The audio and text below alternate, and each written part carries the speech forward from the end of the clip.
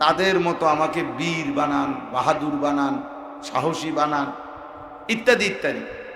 অর্থাৎ যাই কিছু আল্লাহর কাছে চাইতো নিজেদের বাপ দাদা পূর্বপুরুষের নাম উল্লেখ করে চাইতো। তো আল্লাহ পাক রব্বুল আলামিন তাদের এই অভ্যাসটাকে চেঞ্জ করছে, করে বলছেন যে বরং ফাইদা কাদাইতুম মানাসিকাকুম, যখন তোমাদের হজ্জের কার্য শেষ হয়, ফাযকুরুল্লাহ কাযিক্রিকুম আবাআকুম, তোমরা যে তোমাদের বাবা দাদার নাম স্মরণ করো সেই পরিমাণ বাবা দাদার নাম স্মরণ না করে বরং ওই পরিমাণ আল্লাহকে স্মরণ করো। আও আসাদ্দা যিকরা, অথবা তার চাইতে বেশি পরিমাণ আল্লাহকে স্মরণ করো। তাইলে এখানে প্রথম অর্থ এটা। মূলত একটা বিষয় সব সময় নিয়ম, যে কোরআন সুন্নাহর দ্বীনি কোনো আমল কোনো মানুষ যখন উপযুক্ত যথোপযুক্ত রাহবার দিক নির্দেশক ছাড়া যখন পালন করতে যায়, কিছু সময়ের ব্যবধানে ধীরে ধীরে নিজে নিজে নিজস্ব অনেক মন গড়া জিনিস তার মধ্যে আস্তে আস্তে ঢুকায় ফেলে। এই যত আমাদের সমাজে বিদআত, কুসংস্কার, সামাজিক অনেক কুপ্রথা, এগুলো যেই অঞ্চলের যেই ঘরের মানুষ কোনো নির্ভরযোগ্য আলেম থেকে জানে নাই, জিজ্ঞাসা করে নাই, প্রয়োজন বোধ করে নাই, তারাই ধীরে ধীরে অনেক আমলের মধ্যে বিদআত, কুসংস্কার, কুপ্রথা ঢুকায়। একজন মুসলমান যদি প্রতিনিয়ত একটি মুসলিম বিবাহ ছেলের বা মেয়ের কিভাবে হবে কোরআন সুন্নাহ মতে সম্পাদন করত, অথবা ওলামায়ে কেরাম থেকে জানার প্রয়োজন মনে করত, তাইলে আজকের এই কুসংস্কার, কুপ্রথাগুলো আর হতো না। একটা বিয়াকে কেন্দ্র করে আমাদের মুসলিম সমাজে, মুসলিম ঘরে যে পরিমাণ অসভ্যতা আর নোংরামি আর ফালতু কাজ হয় তার কোনো কুল কিনারা।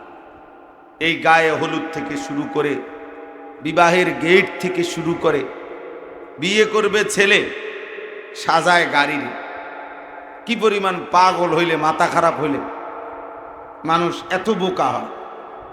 বিয়ে তো করবে প্রাইভেট কারে না, বিয়ে তো করবে ছেলে, এখন ফুল দিয়ে সাজাইছে প্রাইভেট কার। তাইলে এর চাইতে বড় আহাম্মক কি? যে বিয়ে করবে তার না, বরং সাজাইছে আপনার প্রাইভেট কার। প্রাইভেট কারটাকেও আপনার ফুল দিয়ে সাজায় কেন? মন চাইছে, এটা আরেকজন এটা দেখছে। এই এরপরে বিবাহের যেই লম্বা গেট, এত বড় একটা গেট বানায়। এখন এত বড় গেট, এইটা যদি বিবাহের জন্য হয় তো তাহলে জামাইরে তো উচিত এই গেটের উপরে টাঙ্গাইয়া রাখে, তাইলে তো সবাই এক নজরে দেখতে সুবিধা হইল যে কে জামাই। যে একবার ওই যে রৌদ্রের মধ্যে যারা টাঙ্গাইয়া রাখছে উনি হলেন মূলত জামাই, কিন্তু অথচ এইটার সাথে জামাইয়ের কোনো সম্পৃক্ততাই নেই, বিবাহের কোনো সম্পৃক্ততাই নেই। এরকম সবগুলো বিষয়, অর্থাৎ একজন আরেকজনের দেখা দেখি, অথবা কোনো হিন্দু কাফের মুশরিকদের দেখানো নিয়ম কানুন একটা একটা করে, দুইটা দুইটা করে যোগ করতে করতে এটা এখন অনেক বড় হইয়া এখন একটি মুসলিম বিবাহে খুঁজলে ইসলাম কোথায় এটার খুঁজে পাওয়া যায়, আল্লাহর কোরআনের বিধান কোথায়, রাসূলুল্লাহ সাল্লাল্লাহু আলাইহি ওয়াসাল্লামের সুন্নাত কোথায়, এটা আর নেই। অথচ আল্লাহর নবী সাল্লাল্লাহু আলাইহি ওয়াসাল্লাম বলছেন, আযমুন নিকাহি বারাকাতান আইসারুহা মাউনাত।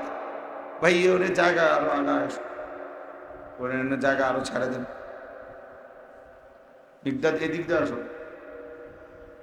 তো আযমুন নিকাহি বারাকাতান আইসারুহা মাউনাতান, আল্লাহর নবী সাল্লাল্লাহু আলাইহি ওয়াসাল্লাম বলেন, ওই বিবাহ সর্বোত্তম বরকতপূর্ণ যেই বিবাহের ব্যয় খরচ কম হয়।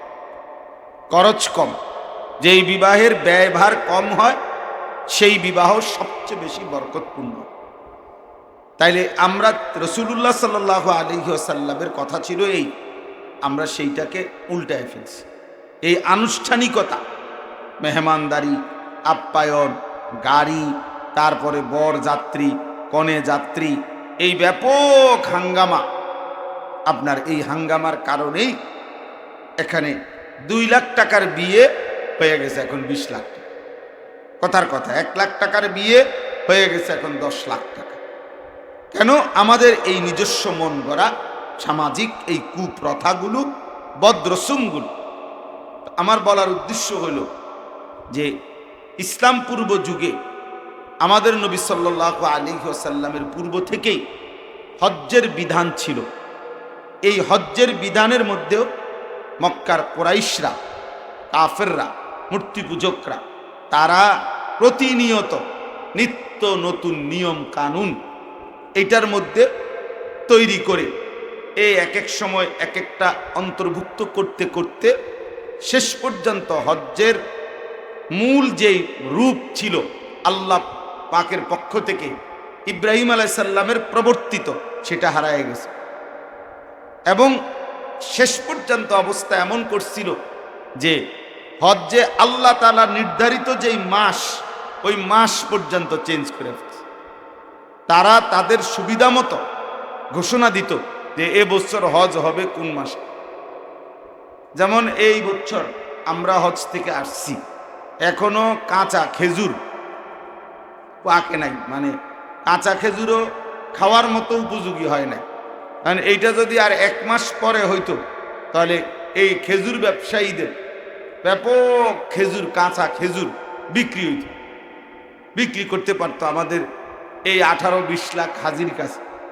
তাহলে এখন এই ওই পূর্ব যুগে তারা, ইসলাম পূর্ব যুগে তারা এটা আগে মশওয়ারা করত যে এই খেজুর পাকবে কখন। তো পাকবে মনে করেন আগস্টের শেষে, সেপ্টেম্বরের শুরুতে। তো এই বছর হজ হইল আগস্টের 25 তারিখ। ওরা ঘোষণা দিচ্ছে, মনে করেন এরকম ঘোষণা দিত। অর্থাৎ তাদের ব্যবসায়িক সুবিধার্থে, তাদের দুনিয়াবী স্বার্থে তারা এগুলার মধ্যে বিভিন্ন রকমের নিয়ম কানুন এবং সময় পর্যন্ত চেঞ্জ করে ফেলছে, নষ্ট করে ফেলছে। মক্কার কুরাইশরাই এই নিয়ম করছিল যে কুরাইশরা হজ্জের সময় 2 পাট কাপড় বিক্রি করত। নিয়ম ছিল যে কেউ যদি হজ্জে আসে সে চড়া দামে, অনেক বেশি মূল্যে এই 2 পাট কাপড় তারা কুরাইশদের থেকে কিনতে হবে, কিনে তাওয়াফ করতে হবে আল্লাহর ঘরে।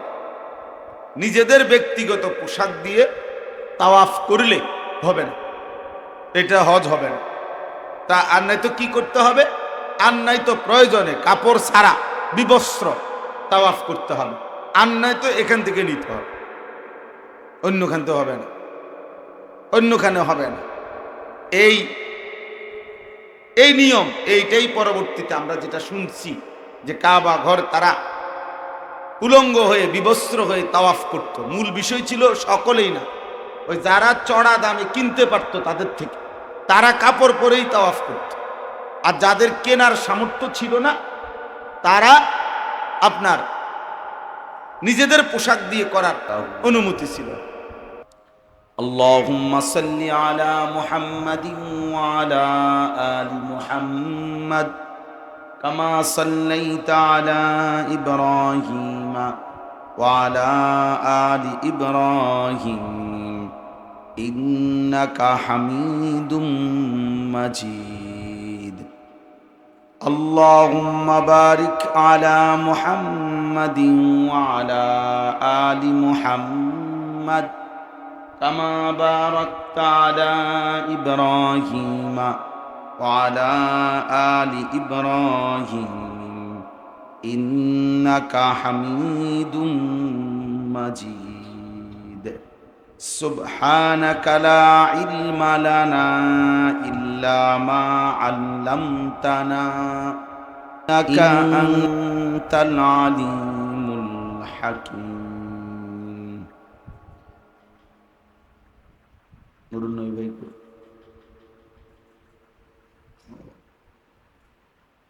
নাস্তা খেয়েছে? আলহামদুলিল্লাহ, আল্লাহ পাক রব্বুল ইজ্জত জুল জালাল ওয়াল ইকরামের ফজল কারাম, রব্বুল আলামিনের অপরিসীম ইহসান, মেহেরবানি, দয়া, আল্লাহ তাআলা আমাদেরকে আজ 12 জুলাই 2025 রোজ শনিবার মাদ্রাসায়ে আশরাফুল উলুম ময়নামতি বুড়িচং কুমিল্লা এর উদ্যোগে মাসিক ইসলাহি মজলিসে মা বোনদের জন্য আয়োজিত সকালবেলার এই মজলিসে আল্লাহ তাআলাই আমাদেরকে আসবার বসবার আল্লাহর জন্যই জমা হওয়ার তৌফিক দান করেছেন। আলহামদুলিল্লাহ। কোরআনুল কারীমের 2 নম্বর পারা, 2 নম্বর সূরা, সূরায়ে বাকারা। এই সূরার 3টি আয়াত 200, 201, 203, 202, এই 3টি আয়াত আমি এইমাত্র তেলাওয়াত করেছি। ইনশাআল্লাহ এই 3টি আয়াতের তরজমাই মা বোনদের সামনে পেশ করতে চাই। আল্লাহ তাআলা আমাদেরকে তৌফিক দান করুন। আমাদের প্রিয় মাওলানা ইয়াহিয়া ইউনুসী আপনাদের সামনে অনেক গুরুত্বপূর্ণ নসিহত পেশ করেছেন। মাওলানা রুহুল আমিন আপনাদের সামনে কথা বলেছেন। আল্লাহ তাআলা পেছনের ওই কথাগুলোর উপরেও আমল করার তৌফিক দান করেন। মূলত এই 200 নম্বর আয়াত, এটা হজ্জের সমাপ্তি এই সম্পর্কিত। অর্থাৎ হজ শেষ করার পরে একজন ইমানদার, একজন মুমিনের করণীয় কি, এইটা সম্পর্কে দিক নির্দেশনা। কিন্তু আল্লাহ তাআলা এমন একটি শব্দ এখানে ব্যবহার করেছেন, শব্দটা হলো মানাসিক। ফাইদা কাদাইতুম মানাসিকাকুম। এই মানাসিক এটা এমন একটা শব্দ যেখানে একই সাথে এই একটি শব্দের 3টা অর্থ। প্রথম অর্থ হলো হজ, দ্বিতীয় অর্থ হলো কুরবানি, তৃতীয় অর্থ হলো সমস্ত ইবাদত। এই জন্য মানাসিক এই শব্দের অর্থ হজ এটাও বলা যায়, কোরবানি এটাও বলা যায়, সমস্ত ইবাদত এটাও বলা যায়। তো এই হিসাবে আয়াতের শুরুর অর্থ দাঁড়ায় এই যে ফাইদা কাদাইতুম মানাসিকাকুম, যখন তোমাদের হজ্জের যাবতীয় কার্য শেষ হয়। কাদাইতুম আয় আদাইতুম, যখন তোমরা হজ্জের যাবতীয় কার্য আদায় করে ফেলো। অথবা এটার অর্থ এটাও বলা যায় যখন তোমাদের কুরবানির যাবতীয় কার্যক্রম শেষ হয়।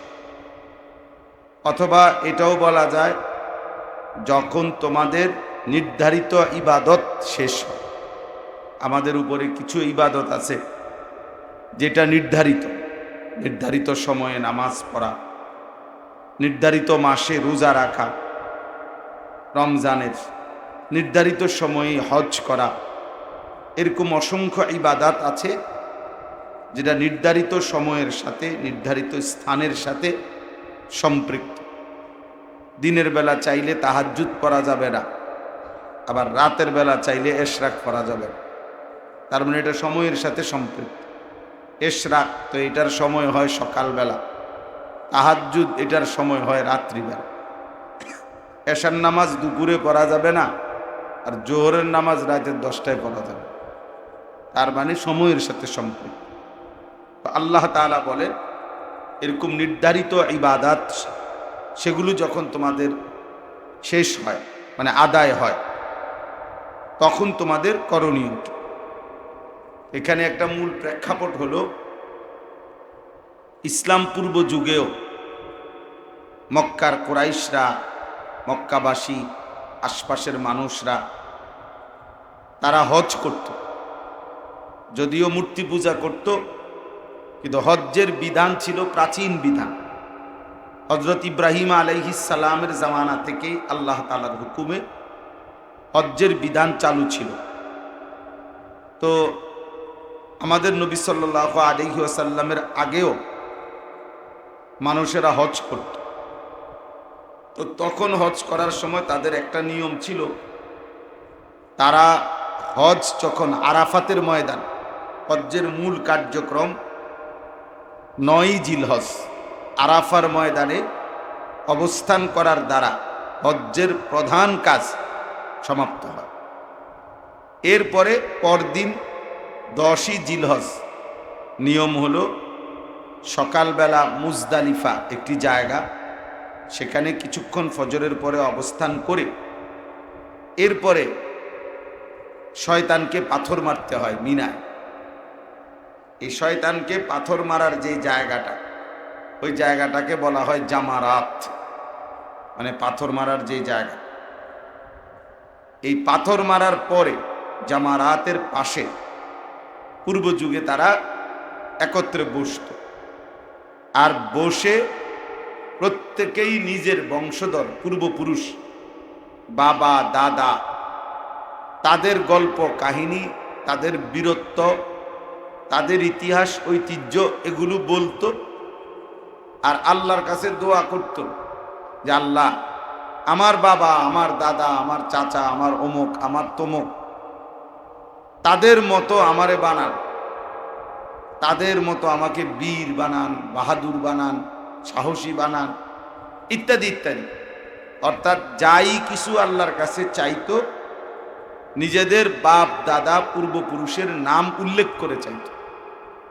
তো আল্লাহ পাক রব্বুল আলামিন তাদের এই অভ্যাসটাকে চেঞ্জ করছে, করে বলছেন যে বরং ফাইদা কাদাইতুম মানাসিকাকুম, যখন তোমাদের হজ্জের কার্য শেষ হয়, ফাযকুরুল্লাহ কাযিকরিকুম আবাআকুম, তোমরা যে তোমাদের বাবা দাদার নাম স্মরণ করো, সেই পরিমাণ বাবা দাদার নাম স্মরণ না করে বরং ওই পরিমাণ আল্লাহকে স্মরণ করো।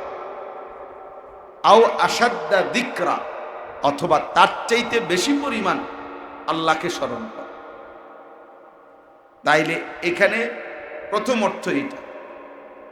মূলত একটা বিষয় সব সময় নিয়ম, যে কোরআন সুন্নাহর দ্বীনি কোনো আমল কোনো মানুষ যখন উপযুক্ত যথোপযুক্ত রাহবার দিক নির্দেশক ছাড়া যখন পালন করতে যায়, কিছু সময়ের ব্যবধানে ধীরে ধীরে নিজে নিজে নিজস্ব অনেক মন গড়া জিনিস তার মধ্যে আস্তে আস্তে ঢুকায় ফেলে। এই যত আমাদের সমাজে বিদআত, কুসংস্কার, সামাজিক অনেক কুপ্রথা, এগুলো যেই অঞ্চলের যেই ঘরের মানুষ কোনো নির্ভরযোগ্য আলেম থেকে জানে নাই, জিজ্ঞাসা করে নাই, প্রয়োজন বোধ করে নাই, তারাই ধীরে ধীরে অনেক আমলের মধ্যে বিদআত, কুসংস্কার, কুপ্রথা ঢুকায়। একজন মুসলমান যদি প্রতিনিয়ত একটি মুসলিম বিবাহ ছেলের বা মেয়ের কিভাবে হবে কোরআন সুন্নাহ মতে সম্পাদন করত, অথবা ওলামায়ে কেরাম থেকে জানার প্রয়োজন মনে করত, তাইলে আজকের এই কুসংস্কার, কুপ্রথাগুলো আর হতো না। একটা বিয়াকে কেন্দ্র করে আমাদের মুসলিম সমাজে, মুসলিম ঘরে যে পরিমাণ অসভ্যতা আর নোংরামি আর ফালতু কাজ হয়, তার কোনো কুল কিনা। এই গায়ে হলুদ থেকে শুরু করে, বিবাহের গেট থেকে শুরু করে, বিয়ে করবে ছেলে সাজায় গাড়ি নিয়ে, কি পরিমাণ পাগল হইলে, মাথা খারাপ হইলে মানুষ এত বোকা হয়। বিয়ে তো করবে প্রাইভেট কারে না, বিয়ে তো করবে ছেলে, এখন ফুল দিয়ে সাজাইছে প্রাইভেট কারকে। তাইলে এর চাইতে বড় আহাম্মক কি? যে বিয়ে করবে তার না, বরং সাজাইছে আপনার প্রাইভেট কার। প্রাইভেট কারটাকেও আপনার ফুল দিয়ে সাজায়। কেন? মন চাইছে, এটা আরেকজন এটা দেখছে। এই এরপরে বিবাহের যেই লম্বা গেট, এত বড় একটা গেট বানায়। এখন এত বড় গেট, এইটা যদি বিবাহের জন্য হয় তো তাহলে জামাইরে তো উচিত এই গেটের উপরে টাঙ্গাইয়া রাখে, তাইলে তো সবাই এক নজরে দেখতে সুবিধা হইলো যে কে জামাই। যে একবার ওই যে রৌদ্রের মধ্যে যারা টাঙ্গাইয়া রাখছে উনি হলেন মূলত জামাই। কিন্তু অথচ এইটার সাথে জামাইয়ের কোনো সম্পৃক্ততাই নেই, বিবাহের কোনো সম্পৃক্ততাই নেই। এরকম সবগুলো বিষয়, অর্থাৎ একজন আরেকজনের দেখা দেখি, অথবা কোনো হিন্দু কাফের মুশরিকদের দেখানো নিয়ম কানুন একটা একটা করে, দুইটা দুইটা করে যোগ করতে করতে এটা এখন অনেক বড় হইয়া এখন একটি মুসলিম বিবাহে খুঁজলে ইসলাম কোথায় এটার খুঁজে পাওয়া যায়, আল্লাহর কোরআনের বিধান কোথায়, রাসূলুল্লাহ সাল্লাল্লাহু আলাইহি ওয়াসাল্লামের সুন্নাত কোথায়, এটা আর নেই। অথচ আল্লাহর নবী সাল্লাল্লাহু আলাইহি ওয়াসাল্লাম বলছেন, আযমুন নিকাহি বারাকাতান আইসারুহা মাউনাত। ভাই ওরে জায়গা আরো আগায়, ওরে জায়গা আরো ছাড়া দেন, বিদ্যাত এদিক দিয়ে আসো। তো আযমুন নিকাহি বারাকাতান আইসারুহা মাউনাতান, আল্লাহর নবী সাল্লাল্লাহু আলাইহি ওয়াসাল্লাম বলেন, ওই বিবাহ সর্বোত্তম বরকতপূর্ণ যেই বিবাহের ব্যয় খরচ কম হয়, খরচ কম, যেই বিবাহের ব্যয়ভার কম হয় সেই বিবাহ সবচেয়ে বেশি বরকতপূর্ণ। তাইলে আমরা রাসূলুল্লাহ সাল্লাল্লাহু আলাইহি ওয়াসাল্লামের কথা ছিল এই, আমরা সেইটাকে উল্টায় ফেলছি। এই আনুষ্ঠানিকতা, মেহমানদারি, আপ্যায়ন, গাড়ি, তারপরে বর যাত্রী, কনে যাত্রী, এই ব্যাপক হাঙ্গামা, আপনার এই হাঙ্গামার কারণেই এখানে 2 লাখ টাকার বিয়ে হয়ে গেছে এখন 20 লাখ টাকা। কথার কথা, 1 লাখ টাকার বিয়ে হয়ে গেছে এখন 10 লাখ টাকা। কেন? আমাদের এই নিজস্ব মন গড়া সামাজিক এই কুপ্রথাগুলো, বদরসুমগুলো। আমার বলার উদ্দেশ্য হল যে ইসলাম পূর্ব যুগে আমাদের নবী সাল্লাল্লাহু আলাইহি ওয়াসাল্লামের পূর্ব থেকেই হজ্জের বিধান ছিল।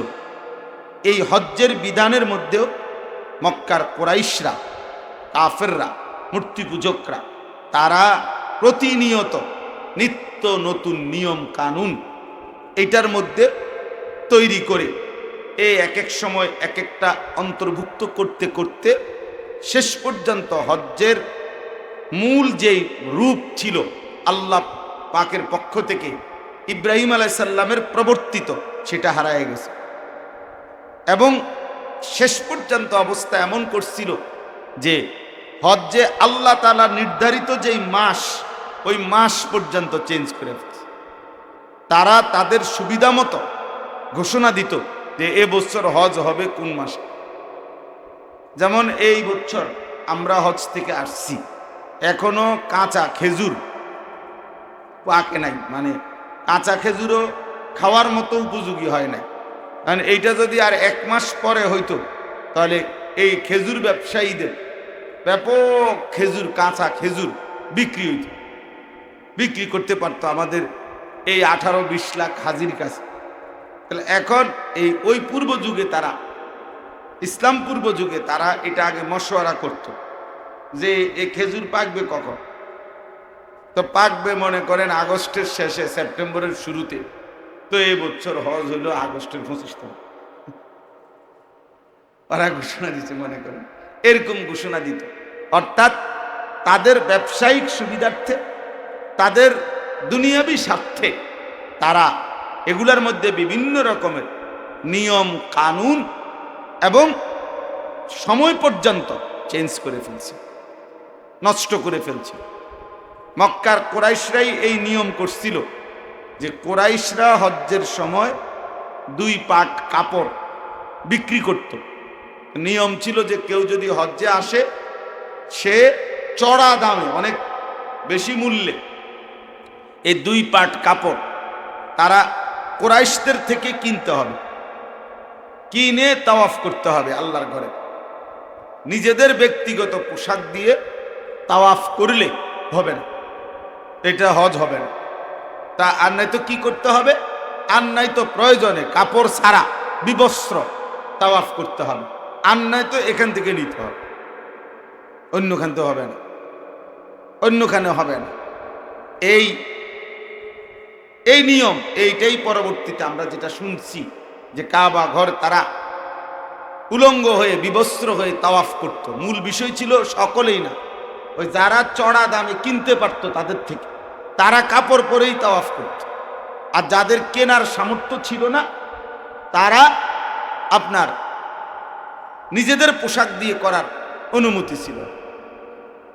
আমাদের এই দিন দিন এই বর্তমান প্রশাসন এমন কঠিন কঠিন আইন করতেছে ধীরে ধীরে, একটা সময়ে এই স্বেচ্ছাচারিতা একটা সময় অনেক মন্দ প্রভাব ফেলবে।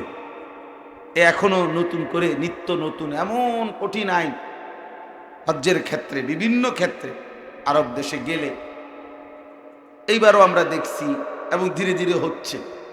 আল্লাহ আমাদেরকে মাফ করেন।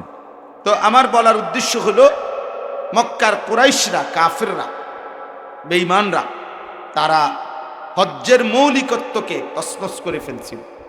তো এরকম একটা নিয়ম ছিল, তারা যখনই তারা দোয়া করত হজ্জের মধ্যে, তো দোয়ার মধ্যে আল্লাহকে ডাকতো ঠিক, আল্লাহর কাছে চাইতো কিছু, কিন্তু সেই চাওয়াটা নিজেদের বাবা দাদা বংশধর নিজেদের পূর্বপুরুষের নাম ধরে ওনাদের মতো কিছু চাইতো। আল্লাহ আমারে আমার দাদার মতো বানান, আমার বাপের মতো বানান, এরকম চাইতো। অর্থাৎ শুধু বাপ দাদা ছাড়া অন্য কাউকে তোয়াক্কা করত না। তো আল্লাহ তাআলা তাদের এই ভ্রান্ত ধারণা আল্লাহ তাআলা এখানে চেঞ্জ করে বলছেন, ফাইদা কাদাইতুম মানাসিকাকুম, যখন তোমরা তোমাদের হজ্জের কার্য শেষ করো, তো ফাযকুরুল্লাহ, তোমরা আল্লাহকে স্মরণ করো, আল্লাহ পাকের জিকির করো। কাযিক্রিকুম আবাআকুম, যেমনটা তোমাদের বাবা দাদাকে তোমরা ডাকো, আও আসাদ্দা যিকরা, অথবা তার চাইতে বেশি পরিমাণ আল্লাহকে ডাকো। অর্থাৎ এতদিন পর্যন্ত বাবা দাদাকে যে পরিমাণ ডাকতা, তার সমপরিমাণ ওই পরিমাণ আল্লাহকে ডাকো, বাবা দাদাকে না, অথবা তার চাইতে বেশি পরিমাণ আল্লাহকে ডাকো। এটা হলো হজ্জের পরে যারা হজ করলো তাদের জন্য আল্লাহ পাকের দিক নির্দেশনা। এখন প্রশ্ন হলো, আমাদের জন্য দিক নির্দেশনা কি? আমরা যারা মা বোন এসেছেন, আপনাদের কাছে আমি কি বলতে চাই এটার থেকে বলতে চাই, এটার আরেকটা অর্থ আছে। সেটা হলো যেটা বললাম যে আল্লাহ তাআলা বলেন, যখন তোমাদের কোরবানি আদায় হয় তখন তোমরা কি করবা? ফাযকুরুল্লাহ, আল্লাহ তাআলার স্মরণ করো। আবার আল্লাহর জিকিরে, আল্লাহর স্মরণে, আল্লাহর বন্দিগিতে, আল্লাহর ইবাদতে লেগে যাও। এরপরে আরেকটা অর্থ হলো, তোমাদের নির্ধারিত যে কোনো ইবাদত, ওযু, গোসল, নামাজ, রোজা, হজ, যাকাত, এরকম নির্ধারিত যত ইবাদত আছে, এই ইবাদতগুলো যখন শেষ হয় তো তখন পুনরায় বাকি টাইম, স্বাভাবিক টাইম, অবসর সময়টা তোমরা কি করবা? ফাযকুরুল্লাহ, আল্লাহ তাআলার স্মরণ। এজন্য মূল বক্তব্য আজকে এই আয়াত থেকে আমরা এই কথা বুঝাইতে চাই, একজন মুমিন, একজন ইমানদার প্রকৃত অর্থে তার কোনো অপশন নেই, কোনো অপশন হইতে পারে না, সিস্টেম নেই। কোরআন সুন্নাহর আলোকে মুমিনের কোনো অবসর হয় না। মুমিনের জন্য আল্লাহ তাআলা দুই ধরনের ইবাদত রাখছেন। এক ধরনের ইবাদত হলো সময়ের সাথে সম্পৃক্ত, ফজর ফজরের ওয়াক্তে, জোহর জোহরের ওয়াক্তে, আসর আসরের ওয়াক্তে, মাগরিব মাগরিবের ওয়াক্তে, রমজান মাসের রোজা, হজ্জের মাসে হজ, বছর শেষে হিসাব করে যাকাত। কিন্তু এরপরে যত সময় আছে বাকি সময়গুলোতেও আল্লাহ তাআলা একজন মুমিনের উপরে একথা নির্ধারণ করেছেন, বাকি টাইমও যখন তুমি যে অবস্থায় থাকো, নড়াচড়া করো, উঠা বসা করো, যে কোনো আচরণের সময় আমি আল্লাহকে স্মরণ করি। আমার স্মরণবিহীন যেন তোমার রাত না কাটে, আমার স্মরণবিহীন যেন তোমার দিন না কাটে। এটা আল্লাহ তাআলার চাওয়া। মনে করেন আল্লাহ তাআলা যেন আমাদেরকে বলতে চাচ্ছে যে আমার বান্দা তুমি এখন বাথরুম টয়লেটে ঢুকবা, ঠিক আছে, আমার নাম নাও, আমার নাম নাও, বিসমিল্লাহি আল্লাহুম্মা ইন্নী আউযু বিকা মিনাল খুবুসি ওয়াল খাবাইস। এই যে আল্লাহর নাম নিলাম। বাথরুম থেকে বের হয়েছ, আমার নাম নাও, গুফরানাকাল হামদুলিল্লাহিল্লাযী আযহাবা আন্নিল আদা ওয়া আফানি। এই যে দোয়া, মানে আল্লাহর নাম নিলাম। আল্লাহ তাআলা বলতেছেন বান্দা খানা খাবা, তো খানার শুরুতে আমার নাম নাও, বিসমিল্লাহি ওয়া আলা বারাকাতিল্লাহ। খানা শেষ হইছে, আমার নাম নাও, আলহামদুলিল্লাহিল্লাযী আত'আমানা ওয়া সাকানা ওয়া জাআলানা মিনাল মুসলিমিন। এই যে আল্লাহর নাম। আল্লাহ তাআলা চাচ্ছেন বান্দা ঘুমাইতে যাচ্ছ, ঠিক আছে ঘুমাও, মানা নাই, আমার নাম নাও, আল্লাহুম্মা বিসমিকা আমুতু ওয়া আহইয়া। আল্লাহ তাআলা বলছেন বান্দা ঘুম থেকে জাগলা, ঠিক আছে আমার নাম নাও, আলহামদুলিল্লাহিল্লাযী আহইয়ানা বাদামা আমাতানা ওয়া ইলাইহিন নুশুর। আল্লাহ তাআলা বলছে ঘর থেকে বাইরে সফরে রওনা দিছো, ঠিক আছে বাইরে যাচ্ছ, চলো, তবে আমার নাম নাও, বিসমিল্লাহি তাওয়াক্কালতু আলাল্লাহ লা হাওলা ওয়ালা কুওয়াতা ইল্লা বিল্লাহ।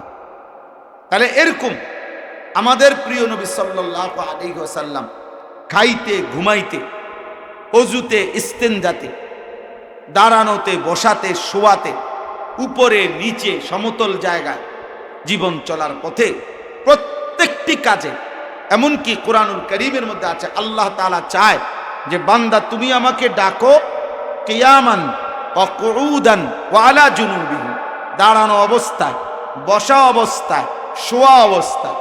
তাফসিরে আছে শুধু শোয়া না, বরং কোনো ব্যক্তি শুয়ে যখন ডান দিকে কাত হয় তো আল্লাহকে ডাকো, যখন আবার বাম দিকে ফিরো, আমরা ডান বাম করি শুইতে গেলে, আল্লাহ তাআলা বলেন এই ডান বামে ফিরতেও ডান দিকেও আমাকে ডাকো, বাম দিকে ফিরো আমাকে ডাকো। কারো ওঠে বদলতে বদলতে, উর্দুতে আছে এই কথা তাফসীরের মধ্যে, অর্থাৎ পার্শ্ব পরিবর্তন করতে করতেও আমি আল্লাহকে ডাকো। তাহলে একজন মুমিনের কাছে, একজন ইমানদারের কাছে আল্লাহ তাআলার চাওয়া ফাযকুরুল্লাহ। এজন্য আল্লাহ তাআলা এখানে বলছেন যে যখনই তোমার ইবাদত শেষ হবে তুমি মনে করো না এখন আমার অবসর, না, মুমিনের অবসর হয় না, ইমানদারের কোনো অবসর নাই। আখিরাত যার সামনে তার আবার অবসর নেই। আমাদের পাকিস্তানের একজন বিশ্ববিখ্যাত বুজুর্গ আছেন হযরত মাওলানা জুলফিকার আহমদ নকশবন্দি দামাত বারাকাতুহুমুল আলিয়া, সারা পৃথিবী বিখ্যাত বুজুর্গ তিনি। উনি বলেন যে একজন মুমিনের তিনটা অবস্থা: এক, মুমিনের দুনিয়া মেহনতের, পরিশ্রমের; মুমিনের কবর বিশ্রামের; মুমিনের জান্নাত আরামের। মুমিন মেহনত করবে দুনিয়াতে, বিশ্রাম করবে কবরে, আরাম করবে জান্নাতে, খালাস। এই তিনটা।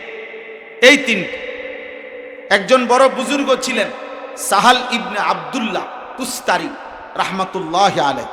উনি বলছেন আন নাজাতু ফি তালাসাতিন, কোন মানুষের নাজাত, মুক্তি তিন জিনিসের মধ্যে। এক, আকলুল হালাল, সে সর্বদাই চেষ্টা করতে হবে যেন হালাল খায়। দুই, আদাউল ফারাইজ, সর্বদাই আল্লাহ তাআলার আদেশগুলো পালন করতে থাকবে। তিন, ওয়াল ইক্তেদাউ বিন নবী সাল্লাল্লাহু আলাইহি ওয়াসাল্লাম, সব কাজ রাসূলুল্লাহ সাল্লাল্লাহু আলাইহি সাল্লামের অনুসরণে করবে, খালাস। খাবে হালাল, পালন করবে ফারাইজ ওয়াজিব আল্লাহ তাআলার আদেশ, আর অনুসরণ করবে রাসূলুল্লাহ সাল্লাল্লাহু আলাইহি ওয়াসাল্লাম, নবীজির অনুসরণ করবে। এই তিন জিনিসে সে মুক্তি পেয়েছে, তিন জিনিসে মুক্তি পেয়ে যায়। এই জন্য আল্লাহ তাআলা চায় বান্দা, কত আয়াত আছে কোরআনুল কারীমের মধ্যে যেখানে আল্লাহ তাআলা বারবার এটা বলতে চাইছে যে বান্দা উযকুরুল্লাহ, উযকুরুল্লাহ। এখানে একটু পরে আছে ওয়াযকুরুল্লাহ ফি আইয়ামিম মা'দুদাত। আল্লাহ তাআলা বলেন কুরবানির নির্ধারিত, কুরবানির যে দিন, আইয়ামে তাশরীকের যে দিন, তোমরা ওই দিনগুলোতে তোমরা উযকুরুল্লাহ, আল্লাহ তাআলার জিকির করো। কোরআন শরীফে আল্লাহ বলছে যে আমি আল্লাহ তাআলা ওয়ালিকুল্লি উম্মাতিন জাআলনা মানসাকান, প্রত্যেক জাতির জন্য আমি কুরবানির হুকুম দিয়েছি। কেন? লিয়াযকুরুসমাল্লাহ, আমি আল্লাহ তাআলার জিকির, আমার স্মরণ যেন বান্দা করে। এই জন্য কোরআনুল কারীমে আছে, আল্লাহ তাআলা বলেন ফাইযা কাদাইতুমুস সালাতা ফাযকুরুল্লাহ, যখন তোমাদের নামাজ আদায় হয় তো নামাজের পরে এখন কি করবা? ফাযকুরুল্লাহ, আল্লাহ তাআলার জিকির। কোরআন শরীফে আছে, আল্লাহ বলেন ফাইযা কুদিয়াতিস সালাতু ফান্তাশিরু ফিল আরদ ওয়াবতাগু মিন ফাদলিল্লাহ ওয়াযকুরুল্লাহা কাসীরা, যখন নামাজ শেষ হয় তো আল্লাহর জমিনে যার যার কর্মে তোমরা ছড়িয়ে পড়ো, প্রত্যেকের কর্ম করো, তবে যাই করো কর্ম মেহনত পরিশ্রম, ওয়াযকুরুল্লাহা কাসীরা, আল্লাহকে বেশি বেশি স্মরণ করো, লাআল্লাকুম তুফলিহুন, তাহলে নিশ্চিত তোমরা সফল হবে, কামিয়াব হবে, কৃতকার্য হবে, জান্নাতি হবে। সুবহানাল্লাহ। তো আল্লাহ তাআলা বহুভাবে এটা বলছে, ওয়ালিতুকমিলুল ইদ্দাতা ওয়ালিতুকাব্বিরুল্লাহা আলা মা হাদাকুম, আল্লাহ তাআলা বলে গুনে গুনে রমজান মাসের পুরা মাস রোজা আদায় করো, রোজা শেষ ওয়ালিতুকাব্বিরুল্লাহ, এবার আল্লাহ তাআলার তাকবীর, আল্লাহু আকবারের আওয়াজ বুলন্দ করো। এজন্য আমরা ঈদের দিন এই তাকবীর বলি, আল্লাহু আকবার, আল্লাহু আকবার, লা ইলাহা ইল্লাল্লাহু আল্লাহু আকবার, আল্লাহু আকবার ওয়ালিল্লাহিল হামদ। এই যে আল্লাহর তাকবীর, তার মানে একজন মুমিন পুরুষ কিংবা নারী আল্লাহ তাআলার চাওয়া সে যেন আমাকে নিয়ে থাকে, আমাকে নিয়ে থাকে। এবং আল্লাহ তাআলা এখানে বলছেন যে তোমরা তোমাদের বাবা দাদাকে যে পরিমাণ ডাকো সে পরিমাণ আল্লাহকে ডাকো, বাবা দাদাকে না, অথবা তার চাইতে বেশি পরিমাণ আল্লাহকে ডাকো। তাইলে একজন মানুষ মাত্রই আমরা আমাদের জীবন চলার পথে আমরাও ডাকাডাকি করি। ডাক না দিলে মানুষের জীবন চলবে না। মানুষ এই সমাজবদ্ধ জীব, এই মানুষগুলো তার জীবন চলতে গেলেই প্রতিনিয়ত আমাদের কাউকে না কাউকে ডাকতে হয়, কখনো মাকে, কখনো বাবাকে, কখনো স্ত্রীকে, কখনো ছেলেকে, কখনো মেয়েকে, কখনো ভাই বোন, কাউকে, আত্মীয় স্বজনকে, দোকানদারকে, কাস্টমারকে, হ্যাঁ সিএনজিওয়ালারে, অটোওয়ালারে, কতভাবে বন্ধুদেরকে, কোনো না কোনোভাবে সারাক্ষণ আমাদের একজন আরেকজনকে আমরা ডাকতে হয়। তো আল্লাহ তাআলা বলেন যেন বান্দা সারাদিন নারী কিংবা পুরুষ তোমরা যে পরিমাণ ডাকাডাকি করো একে অপরকে, তার চাইতে বেশি পরিমাণ আল্লাহকে ডাকো। এখন ইনসাফের কথা হলো আমরা তার চাইতে বেশি পরিমাণ আল্লাহকে ডাকি কই? আমাদের লক্ষ লক্ষ যুবক মুসলমানের যারা 8 ঘন্টা 10 ঘন্টা জীবনের, হাজারো ব্যবসায়ী 10 ঘন্টা 20 ঘন্টা জীবনের পার হয়ে যায়, যেই নাফরমানের এত লম্বা সময় পরেও একবার তার জবান দিয়া আল্লাহর নাম বের হয়। কত বদনসিব মহিলা আছে এই যে মার্কেটে ঘুরতেছে অথবা নিজের ঘরের মধ্যে ব্যস্ততার কোনো কাজ আছে, কিন্তু 2 4 5 10 ঘন্টা তো তার জবান দিয়ে একবারও আল্লাহর নাম বের হয়, সে বলতেও পারে না। অথচ আল্লাহ তাআলা বলছেন যত রকমের ডাক হইতে পারে তার চাইতে বেশি ডাকো আল্লাহকে।